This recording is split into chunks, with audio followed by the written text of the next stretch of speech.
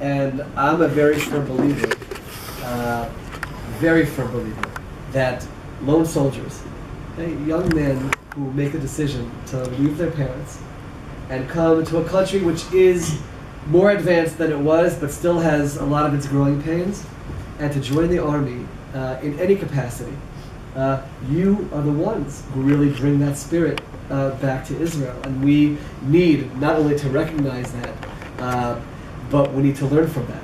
It's the goal that every single Israeli should understand what you have done, the sacrifices that you've made, and bringing that spirit. You know, we're called Jews from the tribe Yehuda. Why was Yehuda named Yehuda?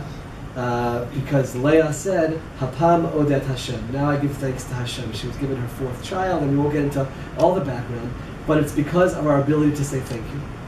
And I think that it's critical that we, as a country, that we, as a Knesset, recognize the unbelievable sacrifices that all of you have made. And therefore, it was important for us to host you here in the Knesset and to be able to express that appreciation. And our call to all of you, whether you stay in Israel or whether you go back to wherever you came from, is continue serving Israel. You can continue serving Israel in any capacity. It could be like our distinguished guest in the foreign service. It could be in the universities. It could be in any capacity. Wherever you are, we need people to continue serving in Israel. If anybody would have told me when I walked off that plane 10 years ago that I could end up serving in the Knesset, I would have told them it's an impossibility. It's an impossibility. It's an impossibility in terms of language. It's a possibility in terms of culture. It's not a possibility for a young American from Silver Spring, Maryland, to come and serve in the Knesset. And yet we live in unbelievable times. And just to give you a sense of the unbelievable times that we live in and the roles that all of you can play, when I talk about it, we're not going to talk about politics here, but when I talk about my vision for Israel and unity of the Jewish people and secular and religious getting along with one another, and that we can put all these disputes behind us, people tell me that it's stam chalom. It's just a dream. You're this naive American. You don't understand the way it is here in Israel. It's not going to happen.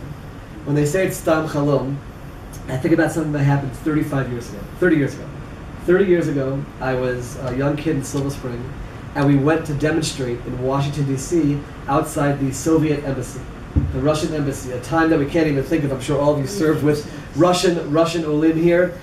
They weren't allowed to leave the Soviet Union. And we went to demonstrate. And one of those times, they gave us signs to hold up. And I stood there. It was this cold Washington day, but I stood there with my sign. And my sign said on it, "Free Yuli Edelstein." That was my sign.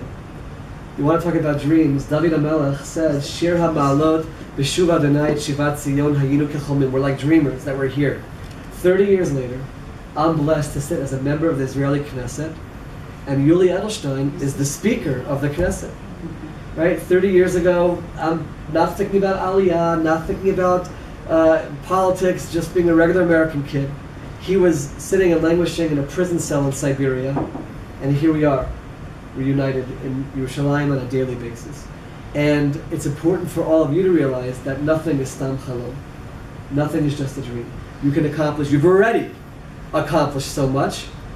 Just the decision to come here and serve here and be part of the mitzvah of defending the Jewish people and being a part of the apparatus of the Israeli Defense Forces, you've already done something remarkable. Remarkable. Something which I would almost call superhuman. It's not the norm. And that tells me that all of you have something inside of you which is beyond the norm. And that's why I'm calling specifically to you, to be leaders.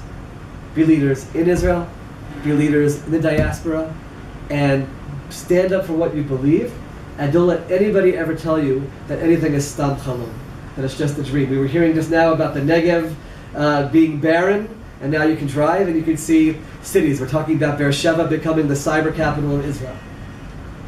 Changes that we can't even imagine, right? Someone who came in July 1948 and saw a country then, and now look at what he's blessed to be able to see.